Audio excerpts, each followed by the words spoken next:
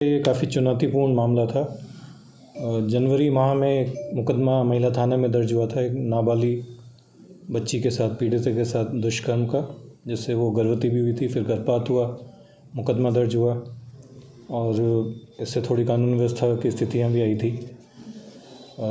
गत 6 माह से निरंतर हमारी टीमें मुलज़िम की तलाश कर रही थी। उन मुलज़िम की तलाश में राजस्थान के विभिन्न ज़िलों में, MP, झारखंड, गुजरात, सब जगह जाते रहे, परंतु दुर्भाग्यवश कोई क्लू या कोई सुराग नहीं मिला। देखिए, हमारी तकनीक और आसूचना के आधार पर इससे ज़्यादा मैं कुछ बोलना नहीं चाहूँगा।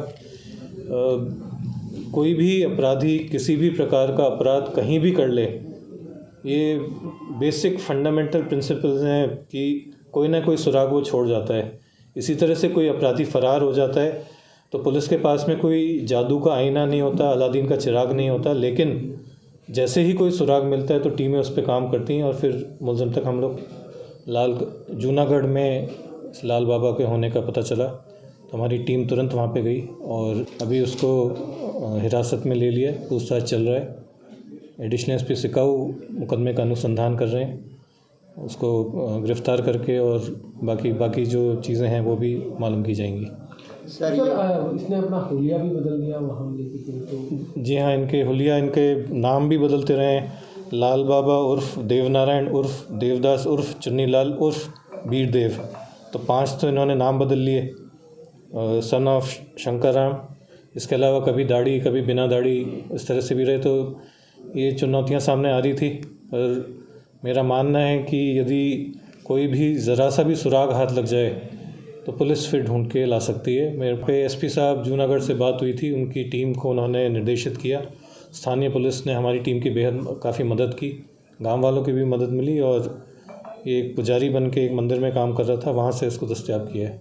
तो अलग अलग समय में अलग अलग टीमें गठित हुई, कम से कम 7 टीमें गठित हुई थी और इन्होंने उदयपुर में सलूम्बर, पायरा, अंबाजी, अहमदाबाद, बोकारो झारखंड, बनासकांठा, साबरकांठा, मेहसाणा, डूंगरपुर, राजसमंद, सिरोही, आबू रोड और भी कुछ जगहों पे लगातार तलाश करी। जंगलों में जाते थे, मठों में जाते थे, जहाँ जहाँ पे भी संभावना हो सकती है कोई पुजारी या रिलीजियस जगह पे जहाँ जा सकते हैं छुपे होने की, जहाँ जहाँ संभावनाएं मिली। इसके अलावा परिजनों ने, समाज वालों ने और भी कोई सुराग दी या कोई सूचना दी, उनके एक एक टिप, एक एक लीड को ये फॉलो करते रहे। पर समय लगता है कभी कभी कुछ चीज़ों में 1 दिन में पकड़ में आता है, कुछ में 1 महीने में पकड़ में आता है, कुछ में 1 साल लग जाते हैं। तो मेरा ये मानना है कि अगर आप लगे रहो किसी न किसी में सफलता मिल जाती है। तो इसमें इन्होंने मेहनत करी और अब जाके इसको पकड़ में आया है। कितने रुपए का इनामी था और पुलिस को कितनी बड़ी जो टीम गई थी उसके लिए कितनी बड़ी आप मानते हैं सफलता मिली? देखिए, इनाम की राशि पुलिस मुख्यालय में अलग अलग स्तर पे, मेरे स्तर पे, IG साहब के स्तर पे, पुलिस मुख्यालय के स्तर पे अलग अलग प्रावधान है।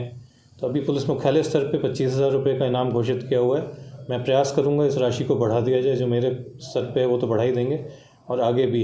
ये चुनौती 2-3 कारणों से था। एक तो नाबालिग पीड़िता के साथ में दुष्कर्म होकर गर्भपात होना, उससे थोड़ा संवेदनशील बन जाता है, प्लस कुछ लोग थोड़ा बहुत कानून व्यवस्था भी इससे आई थी और अब अपराध भी गंभीर प्रकृति का था।